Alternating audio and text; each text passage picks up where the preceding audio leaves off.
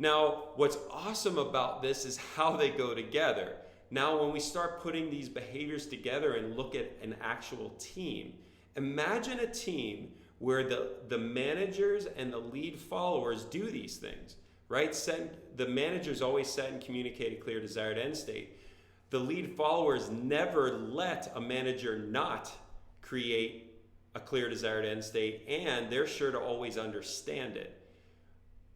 Managers are always focused on providing the opportunities for their leaders to be supported and enabled to take action, and the lead followers are always in the practice of creating new resources and gaining those resources. The managers are always concerned about creating a safe environment for their lead followers to go and take action. And the lead followers, through reporting progress and asking for help, are enabling the managers and able in supporting them and being able to provide that safety net.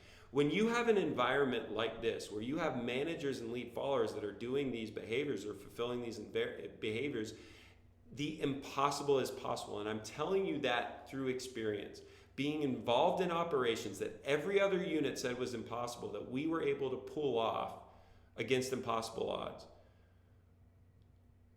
Operations in which we had 50% expected casualty rates, where we had failure rates that were way too high, where we not only were successful, but in my over 200 missions, I've never lost one SEAL.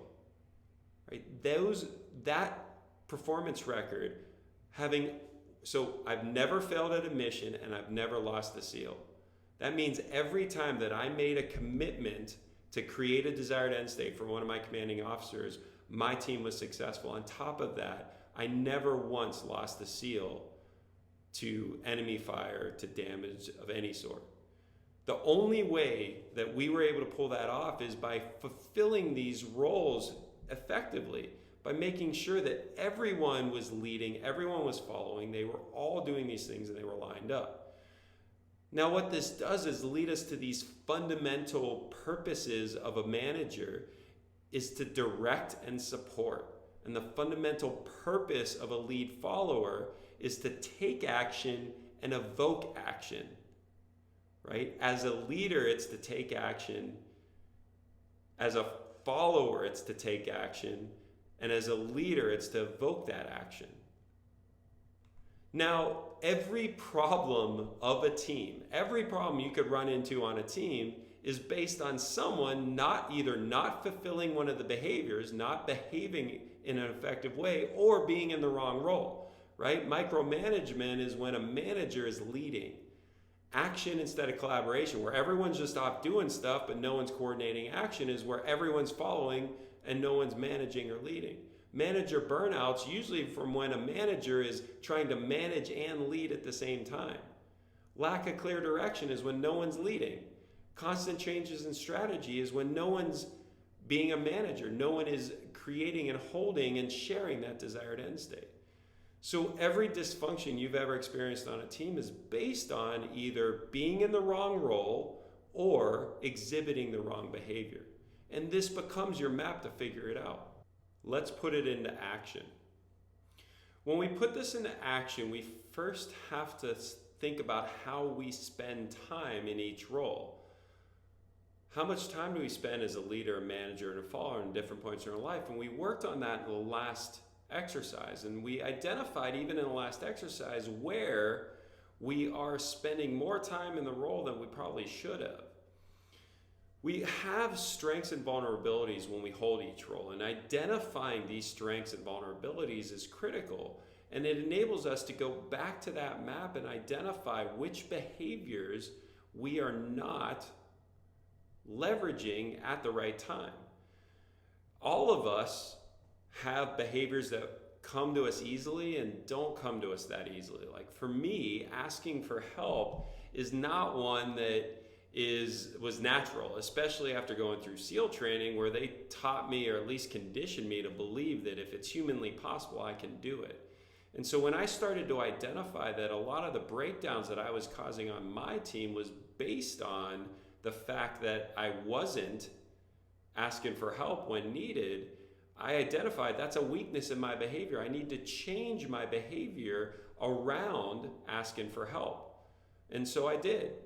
And when you do that, once you identify that, we then have to explore those opportunities for growth within that specific area.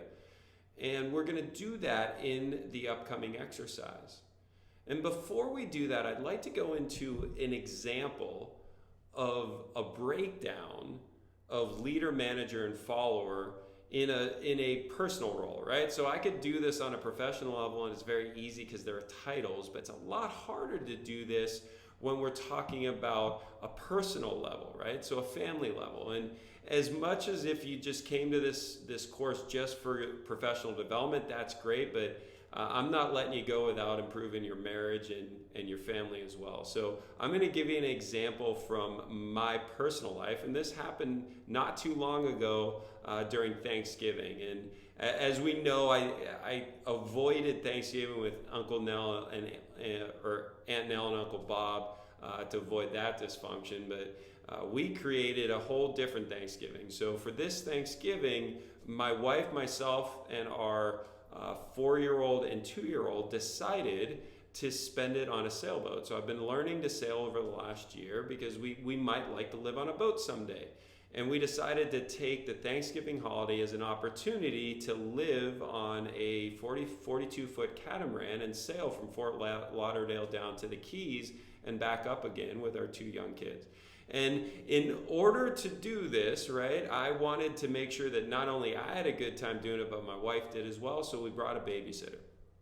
And the dysfunction I have was in the beginning of the trip. So in the beginning of the trip, we had 2 requirements, 2 responsibilities. We had to check the boat out, and we had to provision it. We had to get all the food for the next 4 days. And so we split up our responsibilities, whereas my job as the captain to check out the boat, it was the job of my wife to provision the boat, and she had the resource of the babysitter to be able to leverage to help make her job a little bit easier. Now, I did not hold the role of manager, right? All I did was make sure that I managed the fact that I'm doing the boat, she's doing the groceries, and that's it. And it was not the most effective time. So she was there, didn't know what stores to go to. She didn't really know everything to get. She had 2 screaming kids hanging all over her in the store, and a babysitter didn't know what she was supposed to be doing. Ultimately, it resulted in a very frustrated wife, which was not how I was looking to start off our 4-day sailing trip. So if we look back at the situation and we identify the roles and how we could have held them differently, specifically within the requirements or the behaviors of each of those roles, we'll be able to see how we could have avoided some of these problems. So going back to this graph, right? We have 3 roles: manager, leader, follower. If I would have effectively held the role of a manager and followed through with this, the first thing I would have done is identify the desired end state. And with that, voiced it to her. My desired end state was to ensure that my wife was excited to be on a sailboat, relaxed and happy, right? I could have really cared less what food she got, where she got the food, if she had all the food. Most important to me, the desired end state was a happy, relaxed wife. And so what I could have done if I wanted to fulfill that desired end state was make sure we had a short little meeting, a little planning meeting ahead of time where we laid this out, where I said, okay, Annie, primarily what I want is make sure you're relaxed and you're enjoying yourself. So if that's not happening, make sure to let me know. Next thing would have been enable and support. So how could I have enabled and supported her? I could have enabled and supported her by knowing I have all the knowledge of being on a boat. She's never been on a boat. Coming up with a basic, at least an outline of all the stuff she needed to get. I could have also, because I knew where the boat was located, she didn't. I could have looked ahead of time to make sure that I knew where the appropriate stores were that she needed to go. So that would have been enable and support, right? Enable and support her in making sure that she has everything she needs to be successful.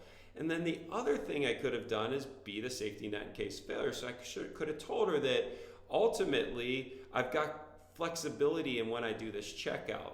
We had 2 vehicles, so if you get into a situation where things are breaking down, you need help, if you're running into a problem where you're not going to meet the desired end state of being relaxed and happy, call me and I can either take some of the list off your hands, or maybe I can come grab the kids. I could direct the babysitter better. I could provide that safety net. That would have enabled her to fulfill her role as leader. So once she's clear on the desired end state, that the desired end state isn't just a bunch of stuff, but it's actually having a good time and being happy and relaxed, she could have also consolidated new resources. So she could have known that using the babysitter and giving clear direction on the babysitter, now she has to shift from lead follower into manager by making sure the babysitter understands that her role is to make sure the kids are happy, that they're not climbing all over the wife, they're not getting in the way. And she could have made sure the babysitter had a resource of, you know what, instead of coming to the store with us where there's 2 kids running around the store, why don't you take the kids to the park? I'll call you when you're done. Over reporting progress. She could have called me as she got to the store, maybe at the end, saying, okay, everything's good, everything's solid, or what was really happening is she was having some breakdowns with the kids. She could have easily updated me on progress so I could have put in my safety net plans. She could have also requested help from me, saying, you know what, we're running out of time. Babysitter's overwhelmed with the kids. They need to get back to the boat. I need you to go to Walgreens and take care of that portion of this. That setup, simply having the conversation ahead of time when it comes to managing the resources effectively and making sure she had the proper resources and the desired end state more than anything else, and then making sure she knew I was a safety net in case of failure, because she had this perception that I couldn't help her because I was stuck on the boat. That would have completely changed our experience. You can see now the interplay between managing, leading, and following. So we started with the language and culture lesson with a tool of culture change. Then we went into the necessity, the power of teams and how to identify and assess them. Then we went into the roles of lead, manage, follow. And we just covered the behaviors of leaders, managers, and followers. Now what we're going to do in our final lesson is apply the culture change cycle, so that tool in changing culture, which is a behavior change tool, to apply that to either the behavior of yourself, where you find your shortcomings, as well as in those that you rely on. So how can you influence their behaviors? So it's going to wrap it all up in the next lesson.